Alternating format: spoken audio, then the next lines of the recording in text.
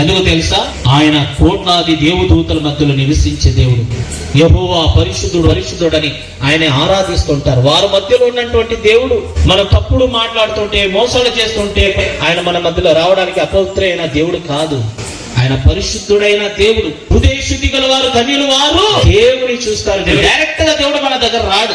ఆయన సేవకులైన యాజకుడిని పంపిస్తాడు. ద్వితీయోపదేశకాండం 18లో నేటి వరకు జరుగునట్లు యెహోవా నిబంధన మందసము మోయుటకును, యెహోవా సన్నిధిలో నిలుచుటకును, ఆయనను సేవించి ఆయన నామమును బట్టి దీవించుటకును లేవి గోత్రపు వారిని ఆ కాలమున యెహోవా ఏర్పరచుకొనెను. దేవుని సేవ చేయడానికి అబ్రాహాముతో దేవుడు అన్నాడు, నీ తండ్రి ఇంటిని, నీ స్వదేశాన్ని విడిచిపెట్టి నేను చూపించిన దేశానికి వెళ్ళిపో.